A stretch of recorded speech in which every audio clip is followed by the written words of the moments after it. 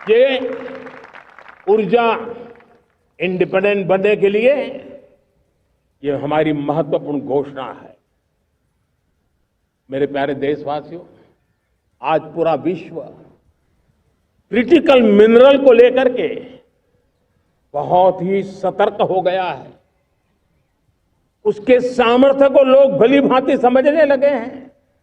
कल तक जिस तरफ ज्यादा ध्यान नहीं था, वो आज सेंटर स्टेज पे है। हमारे लिए भी क्रिटिकल मिनरल्स में आत्मनिर्भरता बहुत अनिवार्य है। एनर्जी का सेक्टर हो, इंडस्ट्री का सेक्टर हो, रक्षा क्षेत्र हो, टेक्नोलॉजी के हर क्षेत्र हो, आज क्रिटिकल मिनरल्स की टेक्नोलॉजी के अंदर बहुत अहम भूमिका है। और इसलिए नेशनल क्रिटिकल मिशन हमने लॉन्च किया है। 1200 से अधिक स्थानों पर खोज का अभियान चल रहा है और हम क्रिटिकल मिनरल में भी आत्मनिर्भर बनने की दिशा में आगे बढ़ रहे हैं। मेरे प्यारे देशवासियों, स्पेस सेक्टर का कमाल तो हर देशवासी देख रहा, गर्व से भर जा रहा। और हमारे group captain Shubhanshu Shukla space station से लौट चुके हैं और आने वाले कुछ दिनों में वो भारत भी आ रहे हैं। हम स्पेस में भी अपने दम पर आत्मनिर्भर भारत गगनयान की तैयारी कर रहे हैं। हम अपने बलबूते पर हमारा अपना स्पेस स्टेशन बनाने की दिशा में हम काम कर रहे हैं। और पिछले दिनों स्पेस में जो रिफॉर्म किए गए, मुझे बहुत गर्व हो रहा है। मेरे देश के 300 से ज्यादा स्टार्टअप्स आप सिर्फ और सिर्फ स्पेस सेक्टर में काम कर रहे हैं और उन 300 स्टार्टअप में हजारों नौजवान पूरे सामर्थ्य के साथ जुटे हैं। ये है मेरे देश के नौजवानों की ताकत और ये है हमारे देश के नौजवानों के प्रति विश्वास। मेरे प्यारे देशवासियों, 140 करोड़ भारतवासी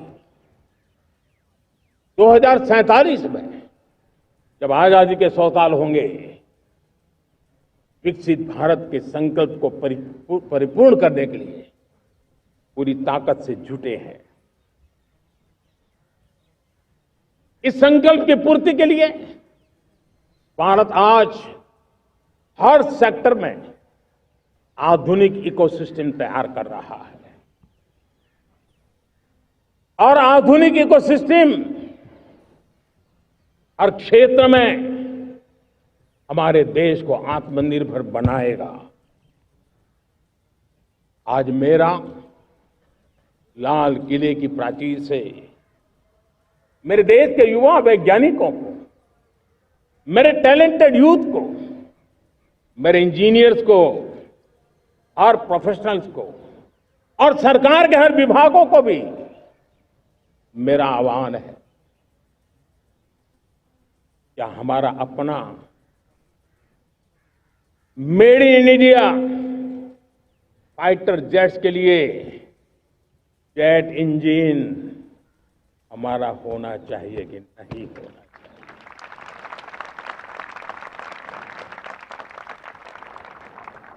हम फार्मा ऑफ द वर्ल्ड माने जाते हैं।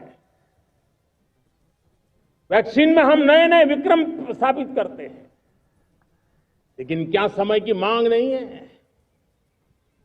हम रिसर्च और डेवलपमेंट में और ताकत लगाएं, हमारे अपने पेटेंट हो,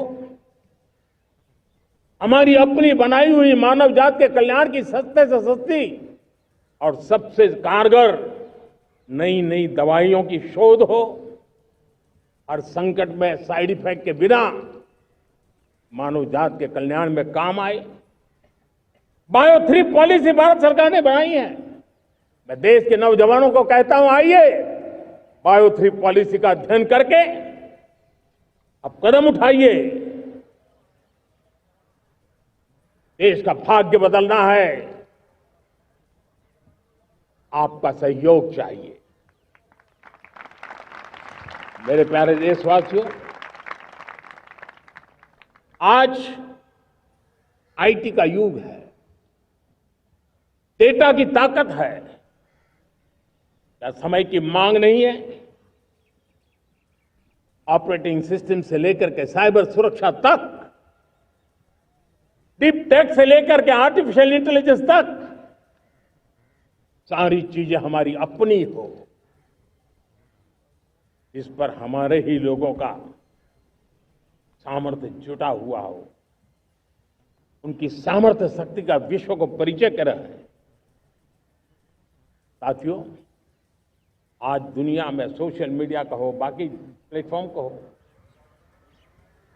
दुनिया के प्लेटफॉर्म पर हम काम कर रहे हैं।